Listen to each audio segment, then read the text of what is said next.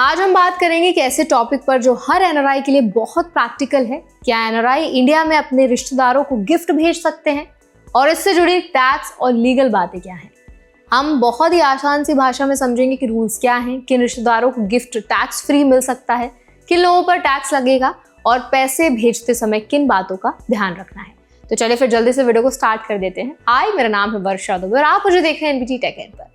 सबसे पहली चीज ये है कि एनआरआई लोगों के लिए इंडिया में रिलेटिव्स को मनी या एसेट्स गिफ्ट करना लीगल है अगर आप इसे सही तरीके से करते हैं।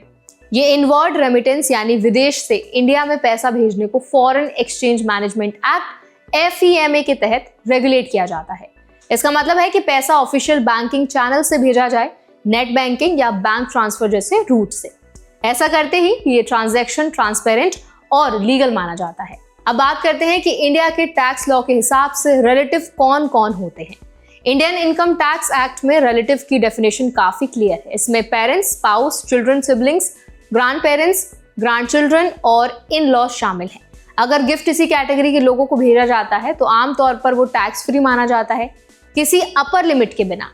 यानी अगर आप अपने माता पिता, भाई बहन या बच्चों को पैसे भेजते हैं तो उन्हें इंडिया में उस अमाउंट पर इनकम टैक्स नहीं देना पड़ता।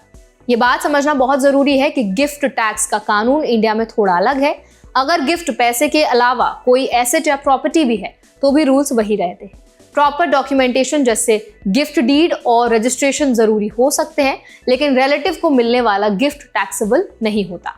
इसी तरह मॉनेटरी गिफ्ट्स या एसेट्स को ट्रांसपेरेंट तरीके से भेजना रहेगा, जिससे टैक्स अथॉरिटीज को पता रहे कि ये एक जेन्युइन गिफ्ट है। अब एक सवाल ये आता है कि कितना पैसा भेजा जा सकता है। तो देखिए, पैसे की अगर हम लिमिट की बात करें तो एनआरआई किसी भी अमाउंट का गिफ्ट भेज सकते हैं यदि FEMA गाइडलाइंस के अनुरूप है और प्रॉपर बैंकिंग चैनल से किया गया है। इंडिया में टैक्स लॉ का कॉन्सेप्ट यही है कि रिलेटिव को मिलने वाला गिफ्ट एक्सेम्प्ट होता है, यानी अमाउंट की कोई अपर लिमिट नहीं है जब तक आप रिलेटिव को ही भेज रहे हैं। आवश्यक यह है कि ट्रांजैक्शन डॉक्यूमेंटेड हो और बैंक रेमिटेंस रिकॉर्ड्स क्लियर हो। कुछ लोग जानना चाहते हैं कि क्या एनआरआई प्रॉपर्टी या अदर एसेट्स भी गिफ्ट कर सकते हैं, तो जवाब है हाँ। एनआरआई इमूवेबल प्रॉपर्टी जैसे कि रेजिडेंशियल या कमर्शियल प्रॉपर्टी या अदर एसेट्स जैसे ज्वेलरी, पेंटिंग्स, इनको भी अपने रिलेटिव्स को गिफ्ट कर सकते हैं। प्रॉपर्टी के लिए जरूरी है कि आप एक रजिस्टर्ड गिफ्ट डीड तैयार कराएं और एप्लीकेबल स्टैंप ड्यूटी भी भरें ताकि लीगल फॉर्मेलिटीज पूरी हो। इस तरह के गिफ्ट्स भी रिलेटिव्स को टैक्स फ्री मिल सकती हैं, लेकिन बहुत सावधान रहिए। अगर गिफ्ट रिलेटिव कैटेगरी के बाहर किसी व्यक्ति को भेजा जाता है तो टैक्स लॉ में अलग नियम लागू होते हैं। इंडिया में जनरल रूल यही है कि अगर कोई नॉन रिलेटिव आपको गिफ्ट देता है और वो अमाउंट 50,000 रुपए से ज्यादा है तो यानी पूरा अमाउंट टैक्सेबल इनकम जैसा ट्रीट होगा और रिसीवर को टैक्स पे करना पड़ सकता है। ये पॉइंट लॉ की नजर से गिफ्ट की टैक्सेबिलिटी को डिफाइन करता है। एक और प्रैक्टिकल बात यह है कि गिफ्ट को प्रॉपर तरीके से रिकॉर्ड करना बहुत इंपॉर्टेंट है। चाहे आप रिलेटिव्स को पैसा भेज रहे हो या एसेट्स ट्रांसफर कर रहे हो, एक डॉक्यूमेंटेड ट्रेल रखना बहुत इंपॉर्टेंट है, जैसे bank transfer receipts, gift deeds अगर प्रॉपर्टी है और रिलेशन प्रूफ।